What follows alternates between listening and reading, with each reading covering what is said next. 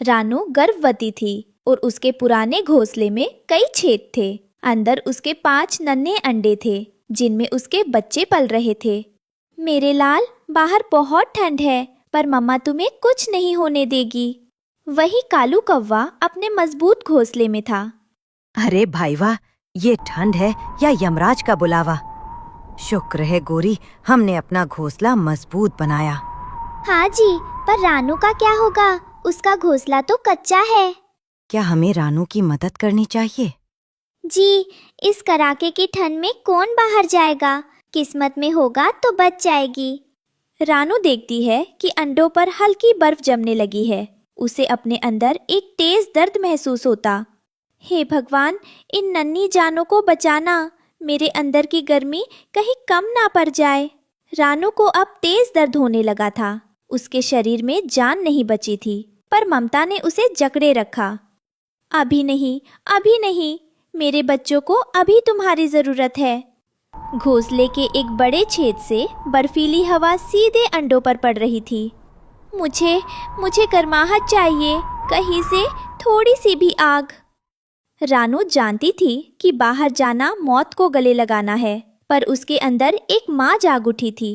रानू अपने ठिठुरते पंखों को समेटे हुए बर्फ में धंसते हुए आगे बढ़ती है। हर कदम पर उसके पैर जमते जा रहे थे। उसे दूर एक पुरानी शिकारी की झोपड़ी के पास राख के ढेर में एक छोटी सी चिंगारी दिखी। आग, मेरे बच्चों के लिए आग। रानू ने अपनी सारी हिम्मत बटोरकर उस सुलगते हुए कोयले को अपनी चोंच में उठाया। कोयला उसकी चोंच को जला रहा था। रानू की आंखों में पानी है, पर वह पीछे नहीं हटती। ये दर्द कुछ भी नहीं, मेरे बच्चों के लिए। जलती चोंच और जमे हुए पंखों के साथ रानू वापस उड़ती है। हर उड़ान उसके शरीर को तोड़ रही थी। रानू उस छोटे से कोयले को घोंसले के एक सुरक्षित कोने में रखती है। हल्की सी गर्माहट पूरे घोंसले में फैल जाती है। अंडों से हल्की भाप निकलती दिखती है। बच्चों तक ठंडी हवा ना पहुंचे, इसके लिए रानू खुद को घोंसले के मुहाने पर रखती है और बाहर की ठंडी हवा को अपने शरीर पर लेती है। मेरी जान जाए, पर मेरे बच्चे सुरक्षित रहें। धीरे धीरे रात ढली। सूरज की पहली किरण ने बर्फ से ढके जंगल को एक सुनहरी चादर पहनाई। गोरी, मैं रानू को देखने जा रहा हूँ। अब और इंतजार नहीं होता। जी, मुझे भी अपनी गलती का एहसास है। मैं भी चलती हूँ। कालू और गोरी रानू के घोंसले पर पहुंचते हैं। वे देखते हैं कि रानू मूर्ति की तरह स्थिर बैठी है। उसके पंख बर्फ से ढके हैं। रानू बहन, उठो, देखो धूप निकल आई। मैंने तुम्हें अकेला छोड़ दिया। तभी घोंसले के अंदर से नन्ही नन्ही आवाजें आती हैं। ची ची। अंडों से 5 नन्हे बच्चे बाहर आ रहे थे। रानू, उठो, तुम्हारे बच्चे आ गए हैं। तुमने उन्हें जीवन दे दिया। रानू नहीं हिलती। उसके शरीर में शायद अब जान नहीं बची थी। तभी सूरज की एक गर्म किरण रानू के चेहरे पर पड़ती है। ममता की शक्ति ने कुदरत को भी झुका दिया था। रानू की आंखें धीरे से खुलती हैं। उसकी पलकें झपकती हैं। मेरे लाल, तुम सब ठीक हो? बच्चे माँ को देखकर चहचहाते हैं। रानू धीरे से अपने पंखों को खोलती है और उसके 5 नन्हे बच्चे खुशी से उसके अंदर समा जाते हैं। अरे भाई वाह, रानू की ममता ने तो आज मौत को भी हरा दिया। मैंने आज एक माँ की असली ताकत देख ली। रानू बहन, मुझे माफ कर दो। आज से मैं भी तुम्हारे बच्चों को अपना ही मानूंगी। कालू और गोरी मिलकर रानू के घोंसले को मजबूत बनाते हैं। पूरा जंगल इस माँ के त्याग को सलाम करता है। कुछ दिनों बाद रानू और उसके 5 बच्चे खुशी खुशी आसमान में उड़ते हैं और इस तरह रानू की अटूट ममता ने ठंड और मौत दोनों को हराकर जंगल में एक नए जीवन की लौ जला दी। रानू अपने बच्चों के साथ सूरज की सुनहरी रोशनी में उड़ रही थी। इतना सुंदर घर और मोटे बच्चे। रानू, तुम्हारी खुशियां ज्यादा दिन नहीं टिकेंगी। मोनो गिद्ध सीधे हमला नहीं करना चाहता था, क्योंकि उसे पता था कि पूरा जंगल रानू के साथ है। इसलिए उसने मीठी छुरी बनने का नाटक किया। रानू बहन, मैं पास के जंगल से आया हूँ। सुना है आप बहुत नेक हैं। क्या मुझे कुछ दिन यहाँ रहने की जगह मिलेगी? मैं बीमार हूँ। अरे भाई वाह, रानू, इस अजनबी पर भरोसा मत करना। इसकी आंखें कुछ और ही कह रही हैं। कालू भाई, अरे बिटिया की कसम, नेकी ही असली मरहम। कोई बीमार दरवाजे पर आए तो उसे मना नहीं करते। रानू ने गिद्ध को पास वाली डाल पर रहने की इजाजत दे दी। रात को गिद्ध ने रानू को कुछ जंगली फल दिए, जिनमें उसने नींद वाली जड़ी मिला दी थी। बहन, ये फल चखिए, बहुत मीठे हैं। आपके बच्चों को भी बहुत पसंद आएंगे। रानू को फल की महक कुछ अजीब लगी। उसने फल खाने का नाटक किया, लेकिन उसे चुपके से नीचे गिरा दिया। इस फल में कुछ तो काला है, मुझे सावधान रहना होगा। आधी रात को जब सब सो रहे थे, गिद्ध दबे पांव रानू के बच्चों की तरफ बढ़ा। उसे लगा कि रानू गहरी नींद में है। गिद्ध ने अपना पंजा खोला ही था कि रानू ने अपनी आंखें खोल दी। रुक जाओ धोखेबाज, अतिथि बनकर घात करना कायरों का काम है। हा हा हा, अब तू मुझे नहीं रोक पाएगी चिड़िया। मैं तुझे और तेरे बच्चों को आज अपना निवाला बनाऊंगा। रानू ने बच्चों को पहले ही सिखाया था कि संकट में क्या करना है। पांचों बच्चे एक साथ उड़े और गिद्ध की आंखों के सामने पंख फरफराने लगे। खबरदार, हमारे परिवार को हाथ लगाया तो हम सब मिलकर मुकाबला करेंगे। गिद्ध को लगा था कि रानू अकेली है। जैसे ही रानू की पुकार गूंजी, अंधेरे को चीरते हुए मददगार सामने आ गए।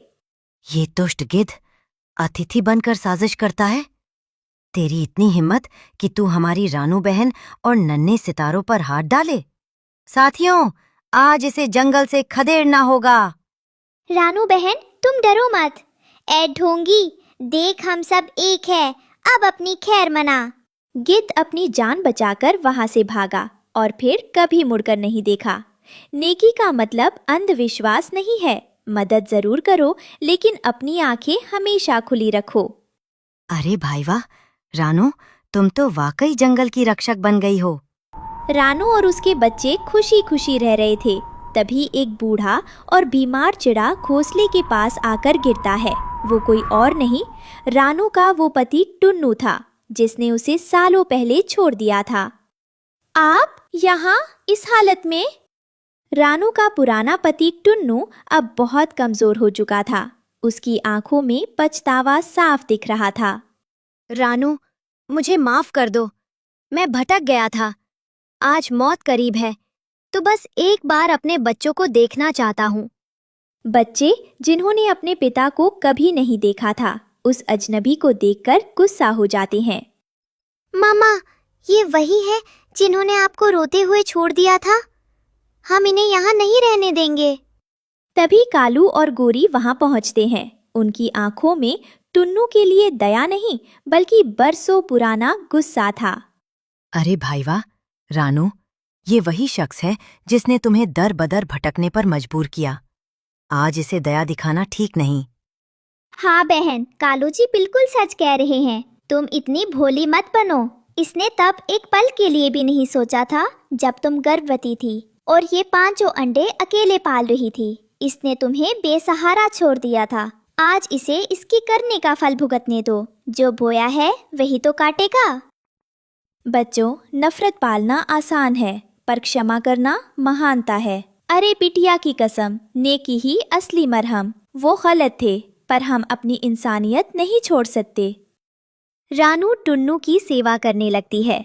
वो उसे दाना खिलाती है और उसके घावों पर दवा लगाती है। बच्चे दूर खड़े ये सब देखते हैं। अपनी माँ को इतनी मेहनत करते देख बच्चों का गुस्सा पिघलने लगता है।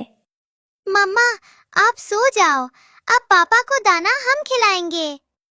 रानू, तुमने मुझे वो दिया जिसका मैं हकदार नहीं था, सम्मान और प्यार। अब मैं शांति से मर सकता हूँ। अतीत को भूल जाइए टुन्नू जी, आप कम से कम अपनों के बीच तो हैं। उसी रात टुन्नू ने रानू की गोद में दम तोड़ दिया। उसके चेहरे पर एक सुकून था कि उसे माफी मिल गई। रानू, आज तुमने नफरत को ममता से हरा दिया। गजब कर दिया बहन। रानू ने बच्चों को सिखाया कि एक माँ सिर्फ जन्म नहीं देती, वो संस्कारों से बच्चों को इंसान बनाती है। बच्चों, नफरत हमें छोटा बनाती है और माफी हमें सितारा। हमेशा याद रखना, अरे बिटिया की कसम, नेकी ही असली मरहम। रानू और उसके बच्चे आसमान में ऊंची उड़ान भरते हैं। उनका मन अब हल्का और साफ है। रानू ने आने वाले बरसात के मौसम के लिए बहुत सारा अनाज जमा किया था, लेकिन हर सुबह कुछ अनाज कम हो जाता था।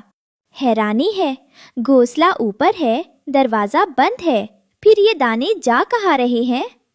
अरे भाई वाह, रानो, मुझे लगता है कोई अदृश्य शक्ति हमारे दाने चुरा रही है। कल रात मैंने पेड़ के नीचे एक लंबी परछाई देखी थी। जी, कहीं वो कोई भूत प्रेत तो नहीं? रानू डरने वालों में से नहीं थी। उसने अनाज के ढेर के चारों ओर चिपचिपा गोंद बिछा दिया। आज रात चोर का चेहरा बेनकाब होकर रहेगा। आधी रात को एक काला सांप जाली में फंस गया, लेकिन ये कोई साधारण सांप नहीं था। इसके पास रानू के चुराए हुए सुनहरे दाने थे। मुझे छोड़ दो रानू बहन, मैंने चोरी की है, पर मैं किसी को मारना नहीं चाहता था। तभी कालू और गोरी भी उड़कर वहां आते हैं। अरे भाई वाह, रानो, इसे अभी सबक सिखाना होगा। विशु, तुम तो जहरीले शिकारी हो, फिर ये अनाज क्यों चुरा रहे थे? सांप दाना नहीं खाते। ये दाने मेरे लिए नहीं, मेरे दोस्त चीकू चूहे के लिए थे, जिसका पैर टूट गया है और वो बिल से बाहर नहीं आ सकता। रानू और कालू गोरी बिल के अंदर झांकते हैं। वहां वाकई एक छोटा चूहा दर्द से करा रहा था और उसके पास रानू के दिए दाने रखे थे। ओह, ये तो बड़ी अजीब दोस्ती है। एक सांप चूहे की मदद कर रहा है। विशु, तुमने चोरी की वो गलत था, पर तुम्हारी दोस्ती सच्ची है। अरे बिटिया की कसम, नेकी ही असली मरहम। आज से चीकू के खाने की जिम्मेदारी मेरी है। रानू ने सांप को आजाद कर दिया और उसे अपना दोस्त बना लिया। अब विशु सांप रानू के पेड़ की जड़ में रहता था। एक दिन जब एक जंगली बिल्ली रानू के बच्चों पर हमला करने आई, तो विशु ने उसे डराकर भगा दिया। गजब हो गया भाई वाह, अब हमारा घर जमीन और आसमान दोनों जगह से सुरक्षित है। दुश्मन भी दोस्त बन सकता है, बस उसे प्यार की भाषा समझानी पड़ती है। हमेशा याद रखना, हरे बिटिया की कसम, नेकी ही असली मरहम। रानू की उदारता ने जंगल के सबसे बड़े दुश्मनों को भी सबसे अच्छे दोस्त बना दिया।